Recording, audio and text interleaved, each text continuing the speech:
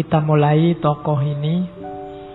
Saya tidak tahu kesan yang muncul di kepalamu apa tentang beliau Nasruddin Hoja. Tokoh ini yang jelas, yang pertama menyuruh kita hidupnya tidak tegang. Berhikmah iya, berfilsafat iya, mendalam secara makna iya, tapi santai saja, sambil senyum, sambil tertawa. Kalau kamu tidak percaya, Nabi itu sering tertawa. Di banyak hadis, bahkan ada beberapa hadis yang menyebut Allah pun tertawa. Lah kok manusia tidak bisa ketawa?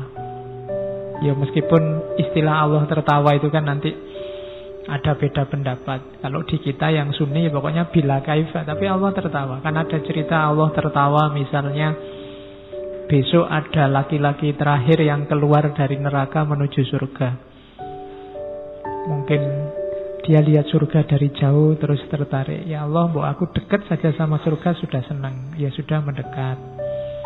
Ya Allah, saya nggak masuk juga tidak apa-apa, nongkrong di depannya aja senang. Ya sudah, silahkan nongkrong. Ya Allah, kok enak ya di dalam surga, mbok saya masuk di pinggir-pinggir juga tidak apa-apa. Ya monggo masuk itu. Dan Allah ketawa lihat orang ini. Lu Allah aja ketawa. Ada ceritanya, ada hadisnya. Apalagi Nabi banyak. Nabi itu wajahnya saja dilihat menyenangkan. Kalau dalam bahasa hadis, Nabi itu profilnya basam. Basam itu orang lihatnya seolah-olah Nabi itu senyum terus. Dilihatnya itu enak. Jadi sebelum Nabi ngomong, ketemu Nabi saja itu orang rasanya enak, kayak disenyumi terus.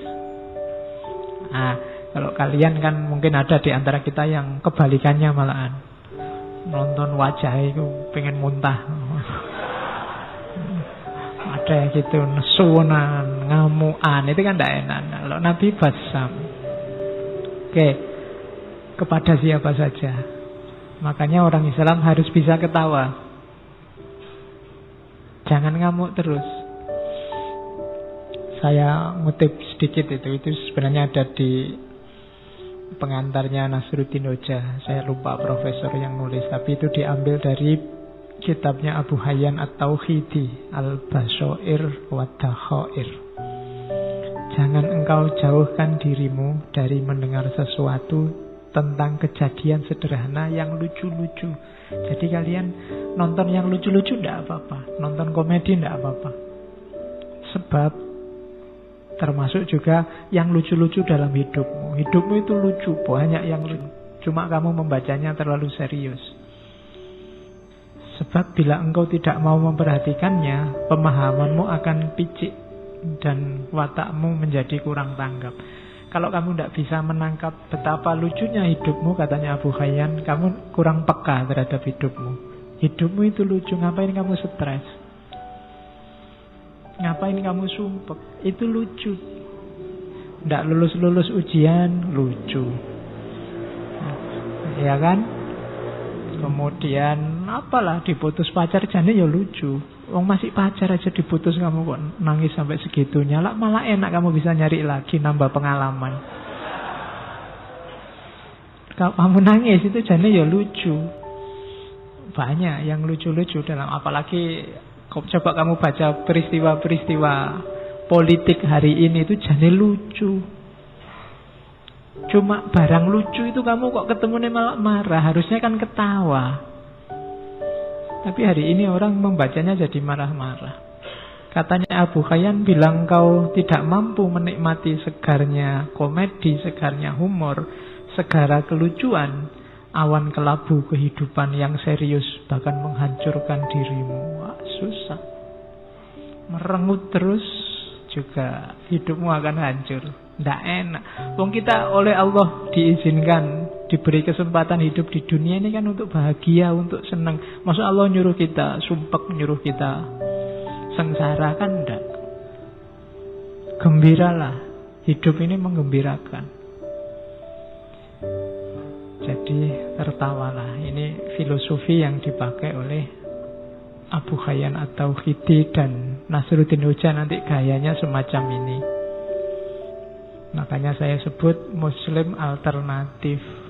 Sekarang citranya Islam itu citra kebanyakan citra keras. Ya meskipun itu salah, tapi ada indikator-indikator yang membuat orang menyimpulkan itu. Mari kita akhiri itu, tampilkan wajah Islam yang melahirkan tawa, melahirkan senyum. Kadang-kadang ada orang bikin komedi, bikin humor, kamunya serius. Betul. Jadinya nggak jadi ketawa, malah marah. Akhirnya orang takut lagi ngomong yang lucu-lucu. Akhirnya ngomongnya serius terus. Akhirnya wajahnya kayak kalian kelihatan cepet tua kabeh. Antara wajah sama umur berbanding terbalik. Jadi ketawalah, senyumlah. Hidup ini indah, hidup ini nyaman. Kalau ada masalah itu sebenarnya kelucuan dalam hidupmu. Ketawain saja. Betapa lucunya dirimu. Nah, itu lebih nyaman. Itu rumus dari Nasruddin. Dan Sufi juga, Nasruddin ini seorang Sufi juga banyak memfungsikan humor. Coba dilihat para Sufi, coba dilihat para ulama besar. Itu kan hidupnya serba senyum, banyak humornya. Ulama-ulama yang ilmunya sudah tuntas, itu kalau ngomong kan enak didengarkan. Dan kadang-kadang ya dagelan-dagelannya banyak, membuat kita tertawa, membuat kita tersenyum. Ini orang yang sudah luas sehingga bisa menerima apapun. Kemampuan menertawakan hidup itu tidak sembarangan. Wong Quran sendiri sudah ngasih isyarat kamu, innamal hayatud dunya lahwun wa laibun. Kehidupan dunia itu hanya sendaguro. Sendaguro itu kan harusnya melahirkan ketawa. Walaibun, dan permainan, dolanan. Jangan serius-serius. Kan sudah dibilang gitu. Cuma kita tertipu. Wong ini cuma sendaguro kok kita serius. Sampai tawuran, sampai pukul-pukulan, bunuh-bunuhan. Salah rumus berarti hidup kita. Ayo pakai rumus yang benar. Kalau permainan, ya posisikan sebagai permainan. Kalau sendagurau, posisikan sebagai sendagurau. Bahkan dalam dunia sufi, humor ini ternyata perannya banyak, mainnya banyak. Ada teori bahwa kalau dalam sufi itu humor itu termasuk humornya Nasruddin, itu ada kalanya untuk menggugah pikiran. Orang yang jeli membaca humornya Sufi itu tidak cuma dilihat cerita lucunya. Di balik itu ada makna yang dalam. Dan itu bisa dikejar bagi orang yang daya pikirnya jalan, daya analisisnya jalan. Tapi orang yang hanya dapat lucunya, ya nggak dapat maknanya. Kayak para wali zaman dulu ketika menyampaikan ajaran Islam itu kan pakai media budaya. Pakai wayang, pakai model baju, pakai punokawan yang suka ndagel. Itu kan media humor.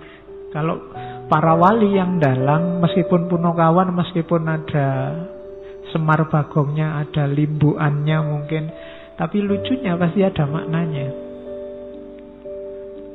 Tidak tahu maknanya pun tidak apa-apa, kamu dapat ketawanya, tapi kurang dalam.